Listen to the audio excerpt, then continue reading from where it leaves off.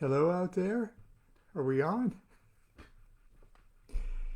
Well, good morning and happy Pentecost to all of you whose heads are on fire.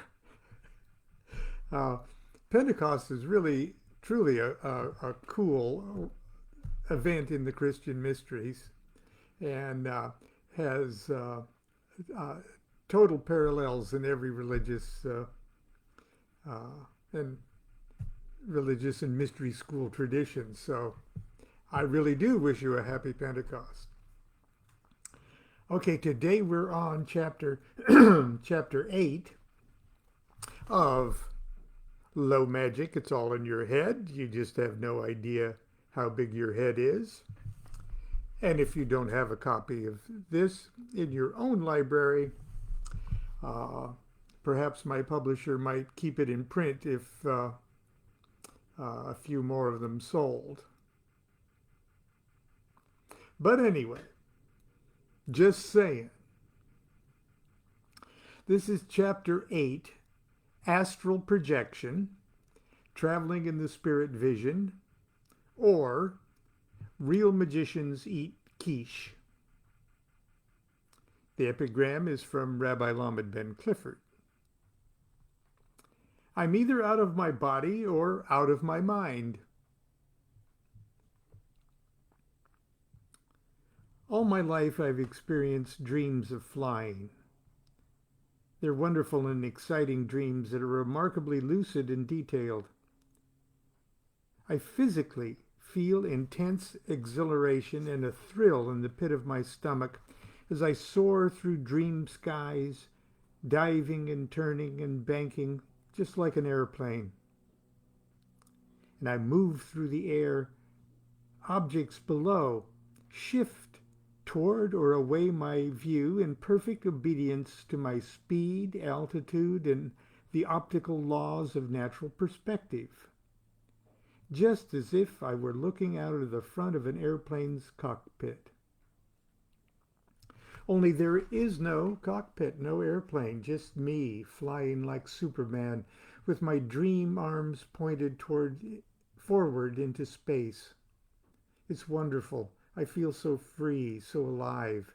I never want it to stop. It's likely that you've had the same or similar experiences, or else have had vivid dreams of jumping down from high places and not getting hurt, or of swimming and breathing underwater. Perhaps you wander your house at night unclear in your mind whether you are dreaming or awake. If all this sounds familiar, I don't need to tell you that these moments belong to a unique category of dream experience. I believe they are, in fact, not dreams, but natural phenomenon of human consciousness that is often referred to as, for lack of a better, more accurate term, astral projection, or out of the body, or out of body experience, or OBEs.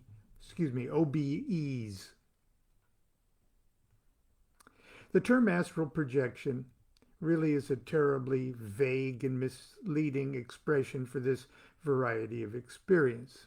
Astral? What's that? Is astral a what, or is it a where? Is my astral body my soul? Is it a body at all? Do I project it into space when I travel around in it?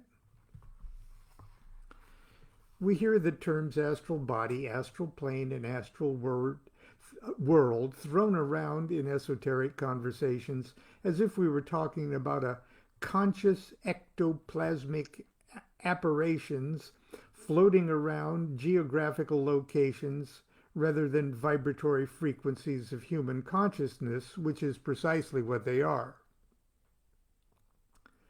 The fact remains, however, that our adventures in these vibratory frequencies of consciousness often feel disturbingly like we are conscious ectoplasmic apparitions floating around geographic locations.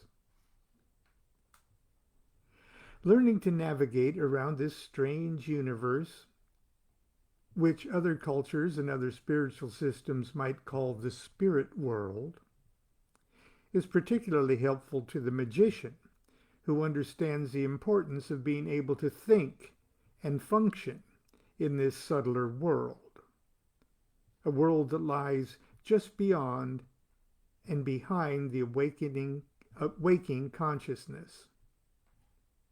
Indeed, just as the inventor's intangible idea is the foundation for his or her material invention, this world forms the foundation of the material plane of existence.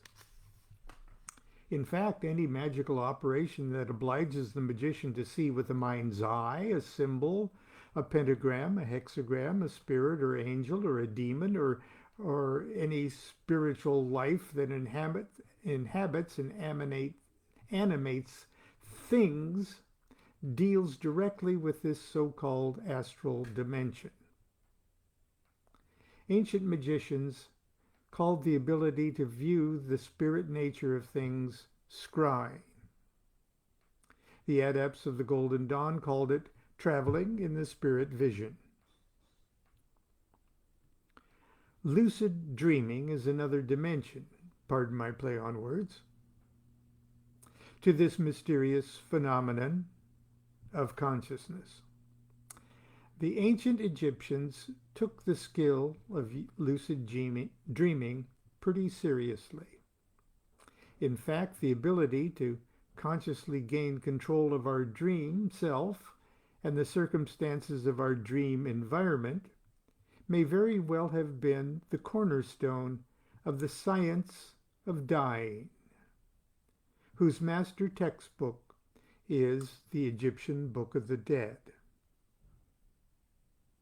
Below is a short excerpt from an article I wrote for the October 2004 edition of Fate magazine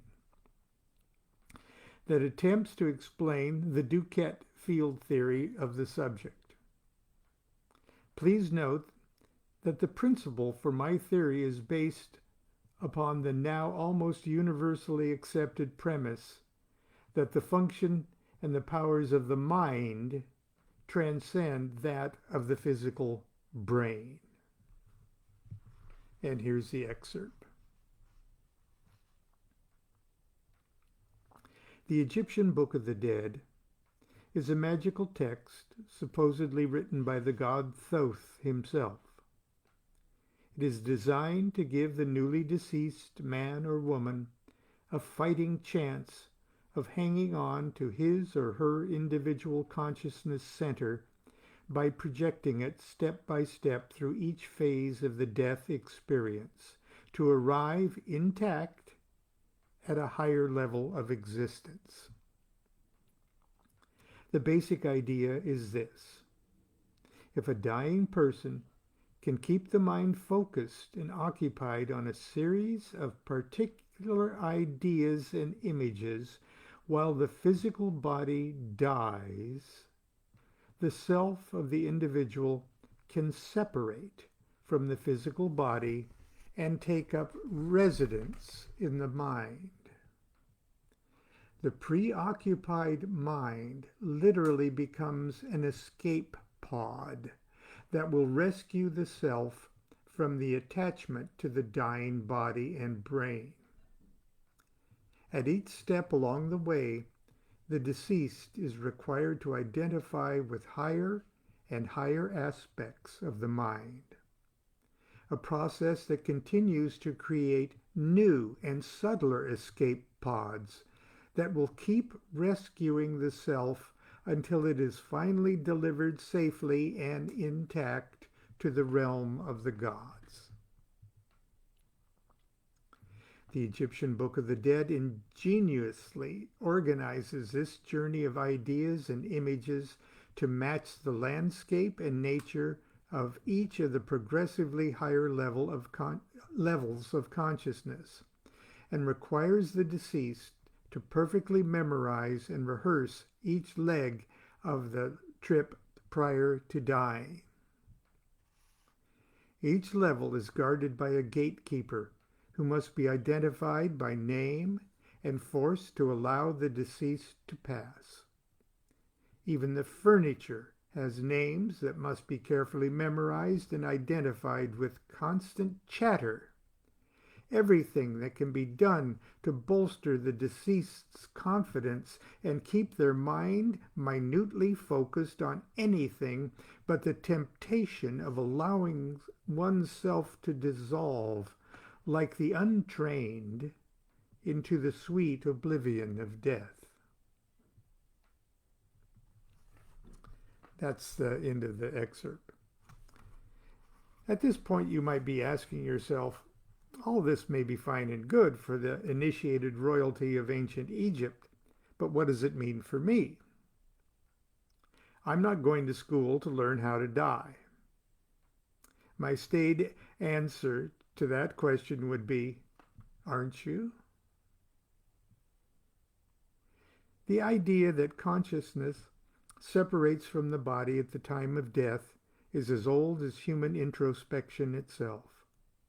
And it should be clear to anyone who has ever had a dream experience like I've described above, that consciousness can and does separate from the body in times of sleep, distress, or during other extraordinary circumstances. Furthermore, during such periods of separation, our astral senses are attuned to and perceive a dramatically different level of reality. I wish I could say that I'm a skilled astral projector. I'm not. Oh, I get out of my body quite often, and when I'm out, I'm pretty skilled at controlling my movements in the circumstances of the vision. But only rarely do I consciously initiate the experience. When I do, it's always at that golden moment at bedtime or nap time, as my thoughts are just beginning to take on visual dream forms. But while I'm still conscious of the fact that I also have a physical body slumbering on the real bed. This moment is characterized by a strange noise that I seem to hear not with my ears, but in the very center of my brain. Then an intense feeling of an electrical current passing through my entire body. That current is actually the body we might call the astral body. And the fact that I'm feeling it is the signal that my conscious self is about to take residence in it. At that fragile moment of transition, I'm nestled uncomfortably within the general vicinity of my physical body. It is at this moment that I can transfer my consciousness from I'm in my bed body to I'm in this buzzing electrical body. At this point, I can get up, wander around the house, which always looks a little different than my material house, or take a diving leap into the air and fly straight up through the ceiling into the glorious sky. On most occasions, my out-of-body experiences begin without a conscious effort on my part, within the context of a dream in progress. I become conscious within the dream state that I am dreaming, and already out. I then become consciously aware of my situation and take control from there. I partially achieve this state when I experience magically induced altered states of consciousness, such as when I purposely induce a trance in order to scry into tarot cards or the Enochian magic tablets and squares. Most of my projections, however, are those in which I find myself accidentally out, wandering only a few yards away from my snoring body. And this is the story of one such adventure. I wish I could tell you that there is some kind of great magical lesson to be learned from this tale. Perhaps there is. But mostly I'd like to simply illustrate some of the strange and interesting characteristics of these experiences, and in do so, encourage you to fearlessly start your own program of exploration. Before I begin, however, I need to share a strange and often terrifying occurrence that often accompanies out-of-body experiences, and which, I believe, has since time immemorial been the cause of all manner of religiously motivated nonsense concerning demons, devils, ghosts, vampires, and the torments of hell. We might call this phenomenon the terror of the threshold. The dynamics of consciousness that explain this phenomenon are, however, anything but terrifying. In fact, I believe that when the facts are properly understood, they're very interesting and at times downright funny.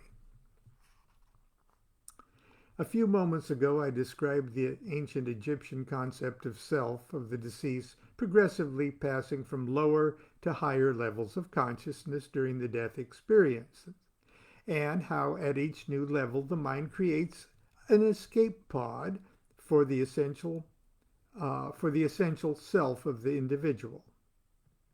Now, these temporary shuttlecrafts are also bodies, formed from progressively finer and more subtle energy material. Yogic literature identifies these various bodies as astral body or etheric body or causal body or mental body or emotional body. These subtle bodies do not necessarily need to be created and cast off only by a person who is dying. Indeed, our thoughts, desires, emotions are constantly in the process of creating and discarding them over the course of the agonies and ecstasies of this roller coaster ride we call life. If you have this concept clearly in mind, I now put to you the idea that these discarded bodies live on for a time in the same way a decaying corpse and its hair and fingernails, bacteria, DNA, etc., live on in the physical bodies buried in your neighborhood cemetery. The only difference being these astral corpses remain somewhat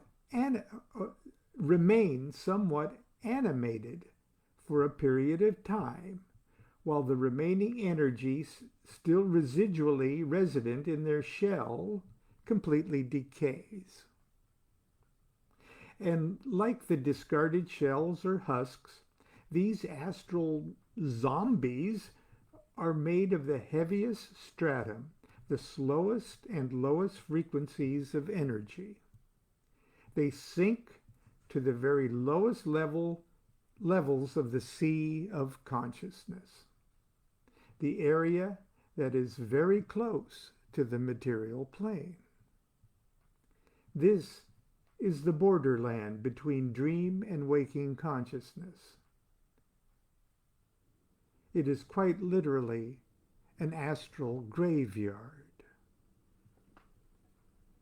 When we are tired and relaxed, we fall fast asleep and ride an express elevator directly to some pretty high levels of consciousness, those whose environs are revealed in the metaphoric imagery as the dream sky into which we blissfully soar. But if something is burdening our minds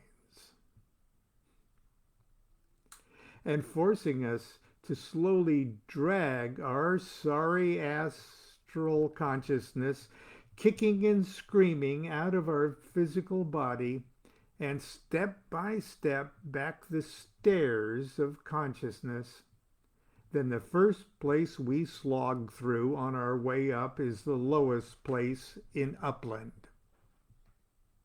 or the graveyard.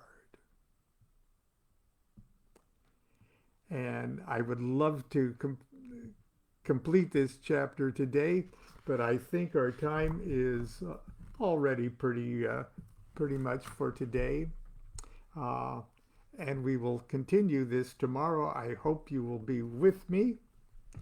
Thank you again for allowing me to come into your magical retirement. And thank you for sharing my magical retirement. So continue, enjoy your weekend, enjoy your Pentecost. Don't set your hair on fire. And I will see you tomorrow, Monday. Until then, be good to yourself and be good to each other. Do what thou wilt shall be the whole of the law. Love is the law, love under will.